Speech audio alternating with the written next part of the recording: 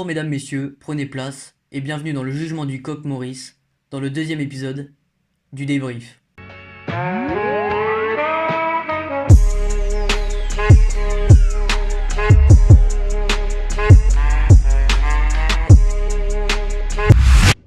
La problématique du jour aborde un thème qui va défrayer les basses-cours. Et oui, depuis 2 ans déjà, une guerre juridique assez déroutante et complexe a pris jour dans un petit village de Charente-Maritime, à Saint-Pierre-d'Oléron. Tout commence en 2015, lorsqu'un couple de retraités achète 4 poulettes, avec comme visée écologique la volonté de réduire leurs déchets de table, selon le maire. Ils accueillent donc Choupinette, Tartiflette, Mimolette et Morissette. C'est là que les problèmes commencent, puisqu'il s'est avéré par la suite que Morissette était finalement un jeune coq très en voie, qui n'a pas tardé à se faire connaître de tout le quartier. Un couple voisin excédé porte plainte, pour nuisance sonore. Alors, comment la loi définit-elle les nuisances sonores ?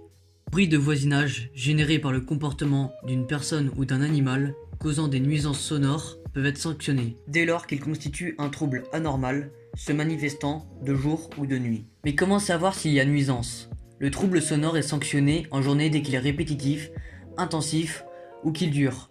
Genre mon cours de maths, tu vois. Eh oh! On se tait là!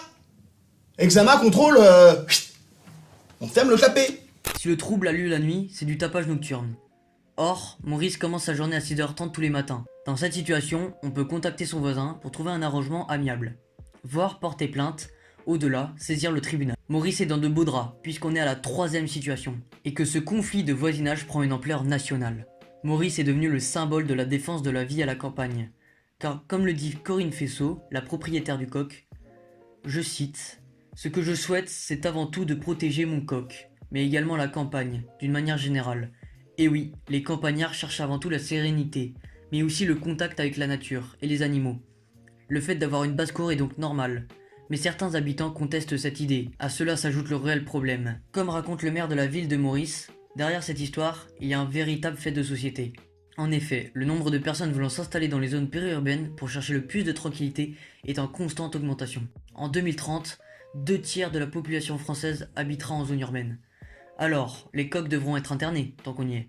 Il faudrait penser également à déclarer les cigales muettes en Provence, à imposer un couvre-feu à toutes les mouettes dans les ports, désodoriser les élevages de cochons, etc. etc. Mais j'arrête du passé du coq à l'âne, revenons à nos moutons. Enfin, plutôt à Maurice. La liberté des uns commence, dit-on, là où s'arrête celle des autres. Ou l'inverse, bref. S'agit-il de la liberté des voisins ou des propriétaires du coq ? Qu'en est-il de celle de Maurice, qui depuis son 6 mètres carrés grillagé, avec un panoramique sur le jardin de ses patrons, ne se doute pas de ses cocoricots enthousiastes, puisse déchaîner tant d'argumentation. Pourrait-on d'ailleurs soupçonner un seul instant Maurice ou quelconque animal prémédité, c'est-à-dire d'être responsable de nuisances ? Ce serait ridicule, même si dans chaque cas, il m'arrive de douter. La problématique d'aujourd'hui est donc la suivante. Faut-il sauver le gallinacé Maurice ? Pour clore cette vidéo, je citerai Alphonse Allais, qui dit « Il faudrait installer les villes à la campagne, car l'air y est plus pur. » Bonne réflexion. Bon, bref, n'hésitez pas à partager la vidéo sur les réseaux sociaux et à me suivre sur Instagram et Twitter.